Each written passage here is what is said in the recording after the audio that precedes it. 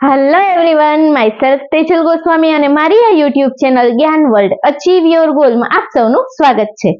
તો ચલો બાળકો, આપણે ધોરણ 8 ચેપ્ટર નંબર 2 એક્સરસાઇઝ 2.2 જેનો દાખલો 10મો પહોંચ્યા, બરોબર?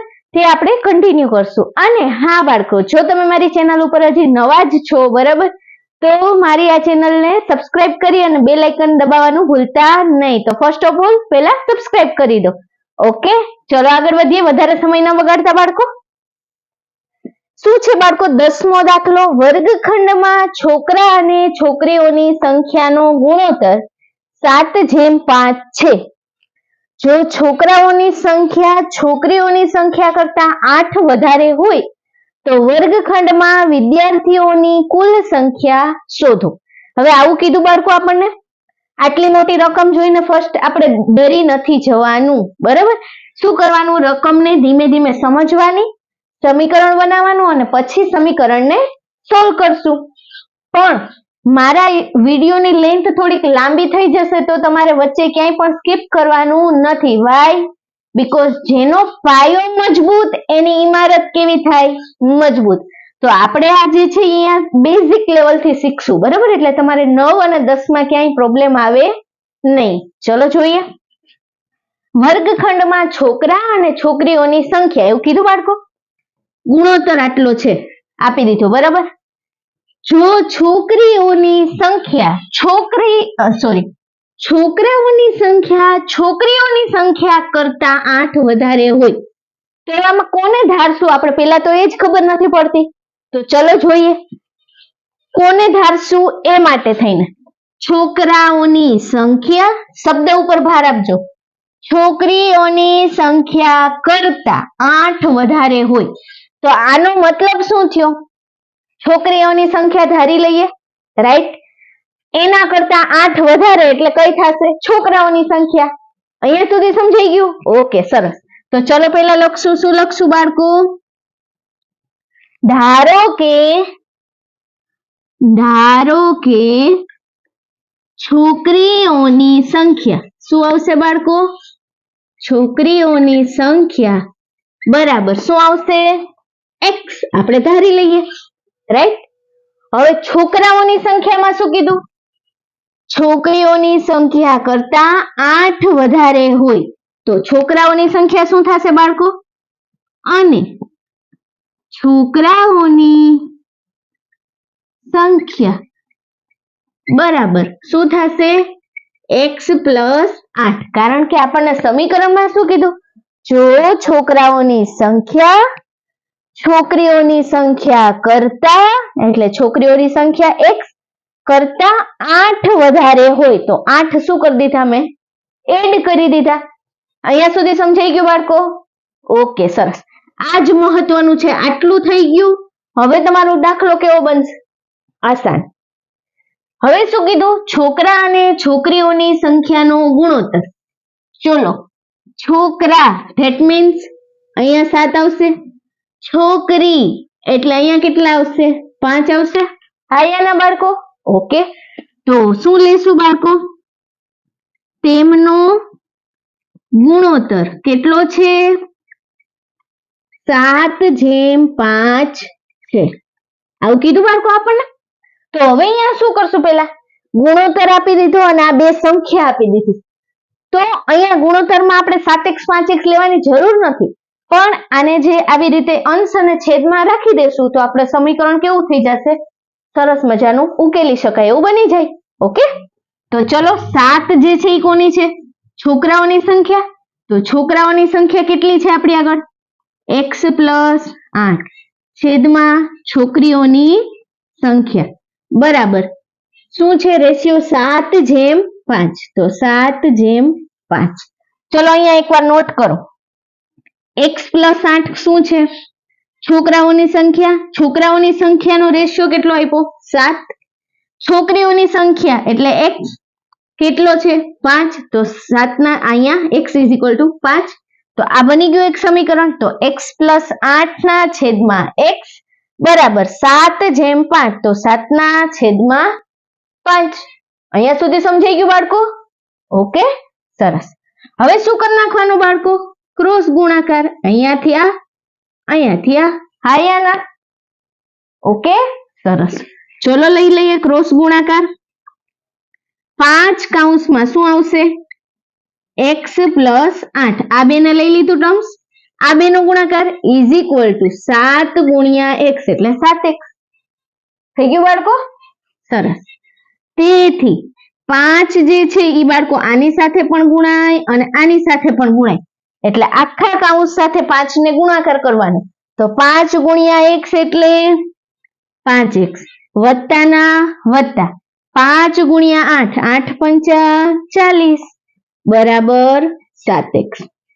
તેથી હવે શું કરશું બાળકો? x જે ચલ સાથે સરવાળામાં હોય એ ક્યાં જાય? બાદબાકીમાં. બાદબાકીમાં હોય એ સરવાળામાં. અહીંયા જો આ 7x જે છે ચલ વાળું પદ છે એને આ બાજુ લઈ લો તો બંને ચલ વાળા કેવા થઈ જાય? ભેગા થઈ જાય. તો હું શું લખીશ બાળકો? 5x minus 7x. શા માટે માઇનસ લખ્યા? બરાબરની આ બાજુ છે જમણી બાજુ, ડાબી બાજુ આવશે તો કેવા થઈ જાય? માઇનસ. પ્લસ છે તો માઇનસ. બરાબર ના બરાબર. આ પ્લસ 40 છે અચળ સંખ્યા, સામેની સાઈડ જાય તો માઇનસ 40. અહીંયા સુધી સમજાણું બાળકો? Okay, very nice. હવે અહીંયા જો પ્લસ માઇનસ સહગુણક સરખા છે બાળકો? સોરી, સહગુણક નહીં, ચલ સરખા છે બરાબર, x x વાળી ટર્મ્સ. તો આનું શું કરશું? સરવાળા કે બાદબાકી કરી શકશું આપણે. તો 5x અને 7x, તો પ્લસ માઇનસ માઇનસ, તો 5 માંથી 7 જાય તો 2x. મોટા પદની નિશાની, જ્યારે સરવાળા બાદબાકી કરીએ ત્યારે મોટા પદની નિશાની. તો મોટું કોણ છે? 7. તો 7 ની આગળ શું છે? માઇનસ. તો આ માઇનસ. બરાબર ના બરાબર, માઇનસ 40. બંને બાજુ માઇનસ છે બાળકો. ઓકે, તો minus minus cut. Very nice. તેથી હવે x ની સાથે શું છે અહીંયા ગુણાકારમાં? 2. સામેની સાઈડ જાય તો ક્યાં જશે? ભાગાકારમાં, કારણ કે આ બાજુ ગુણાકારમાં. તો 40 ભાગ્યા 2. તો શું મળશે બાળકો આપણને? x બરાબર 20 દુ 40. તો x બરાબર આપણને શું મળ્યું? 20 મળી ગયા.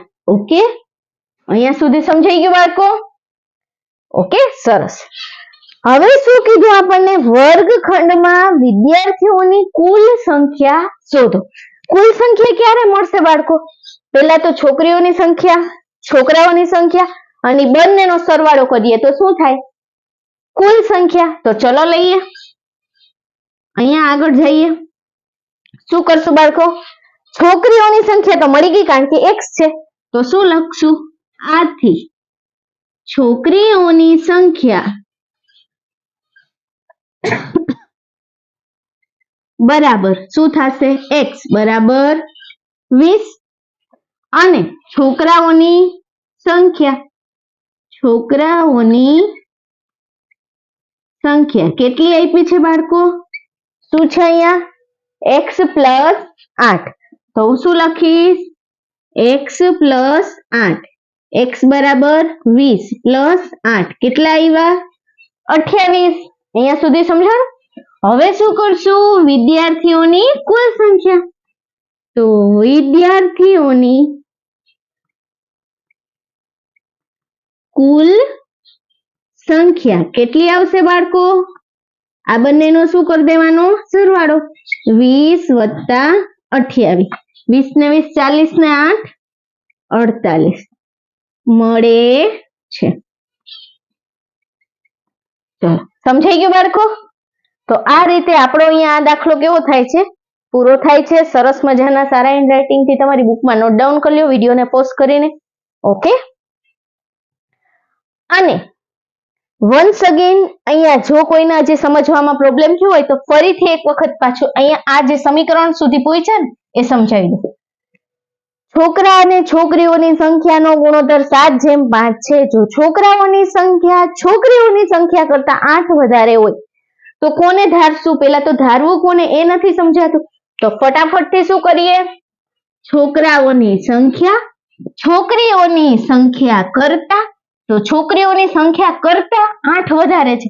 તો મેં શું કર્યું? છોકરીઓની સંખ્યાને ધારી લીધું. શું ધાર્યું? એક્સ ધારી લીધા. તમે એબીસીડી કોઈ પણ ધારી શકો. તો છોકરીઓની સંખ્યા બરાબર એક્સ. હવે આગળ સમીકરણ પાછું રીડ કરીએ રકમ. જો છોકરીઓની સંખ્યા કરતા 8 વધારે હોય તો છોકરાઓની સંખ્યા કરતા 8 વધારે છે. બરાબર? કોની? છોકરાઓની સંખ્યા છોકરીની સંખ્યા કરતા 8 વધારે. તો છોકરીની સંખ્યા એટલે x, એમાં 8 વધારે એટલે મેં શું કર્યું? 8 ને એડ કરી દીધા એટલે x + 8. અહીંયા સુધી સમજાઈ ગયું? સરસ. હવે શું કીધું? એનો ગુણોત્તર આપ્યો 7/5. તો અહીંયા શું લઈ લેશું? ગુણોત્તર આપ્યો છે તો આપણે અંશ અને છેદ લઈ લેશું. કઈ રીતે લઈ લેશું? ગુણોત્તરના પ્રમાણ. બરોબર? તો છોકરાનો રેશિયો કેટલો છે? 7 છે. તો છોકરાઓની સંખ્યા શું હતી? x + 8 એટલે x + 8 છેદમાં x બરાબર 7/5. હવે આ બંને સમીકરણને શું કરી નાખવાનું? ક્રોસ કરી દેવાનું. એટલે ક્રોસ કરીને ગુણાકાર કરી નાખો, રાઈટ? અને એ સમીકરણ ઉકેલો એટલે તમને જવાબ મળી જાય. ઓકે, ચલો તો બાળકો, મારો આ વિડીયો તમને કેવો લાગ્યો તે કમેન્ટ સેક્શનની અંદર જરૂર જણાવજો. અને હજી સુધી જો તમે મારી ચેનલને સબસ્ક્રાઇબ નથી કરી તો ફટાફટથી સબસ્ક્રાઇબ કરી બેલ આઇકનને પ્રેસ કરી દો. ઓકે, અને તમારા જેવા બધા જ તમારા ક્લાસમેટ અને તમારા જે ફ્રેન્ડ સર્કલ હોય એમાં આ વિડીયો ખૂબ અને ખૂબ આગળ શેર કરજો. Okay, thank you so much બાળકો.